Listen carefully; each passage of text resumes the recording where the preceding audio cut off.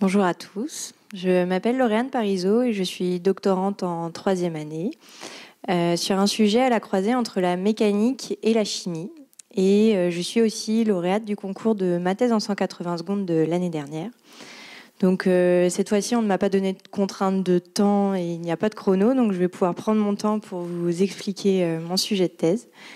Alors, pour vous, peut-être que les bulles sont quelque chose de joli ou agréable ou poétique, mais pour moi, il s'agit vraiment d'une arme contre les polluants qui peuvent être contenus dans l'eau issus du démantèlement nucléaire. En effet, une fois que les cuves et les tuyaux sont contaminés, il faut les nettoyer et on utilise aujourd'hui des produits chimiques.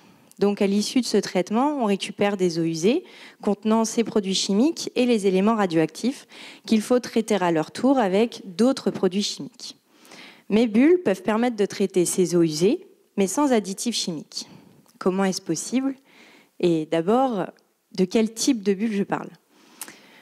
Je vous parle de bulles de vapeur qui peuvent être formées dans un liquide, comme pour une ébullition, sauf que moi je ne vais pas faire chauffer l'eau, je vais faire varier la pression à l'aide d'une onde.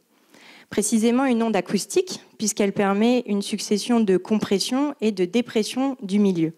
Par exemple, lorsqu'une onde acoustique traverse l'air, elle peut faire vibrer notre tympan et c'est ce qui fait que l'on entend. Alors, pour pouvoir former une bulle de vapeur dans un liquide, il faut une onde assez puissante, comme les ultrasons. Les bulles sont alors formées, mais elles sont instables, donc elles vont se mettre à osciller et imploser.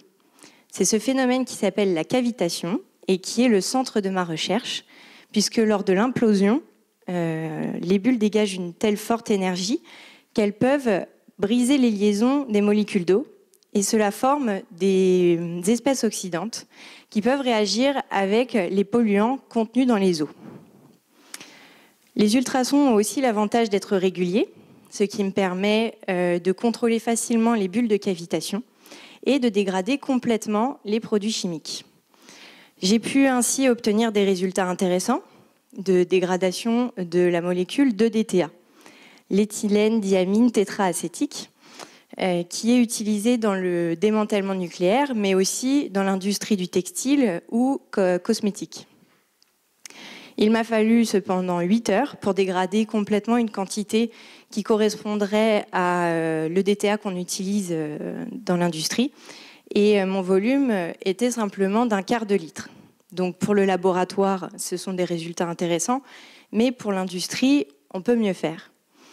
Donc je vais m'appuyer sur ces premiers résultats pour développer la technique innovante de mon laboratoire, qui est le réacteur de cavitation par impact.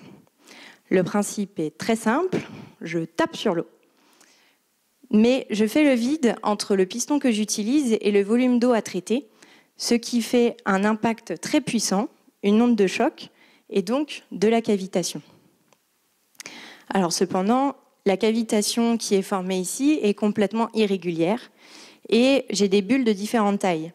Donc la cavitation n'a pas les mêmes propriétés exactement, mais il me reste 1 an pour tout définir et réussir à l'utiliser pour développer cette technique, pour qu'elle soit efficace. Elle est déjà simple et peu coûteuse à installer.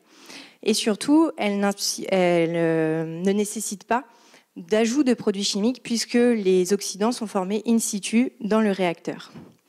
Et ce sera utilisable pour le traitement des eaux issues du démantèlement nucléaire ou les eaux issues de n'importe quelle industrie. Je vous remercie de votre attention.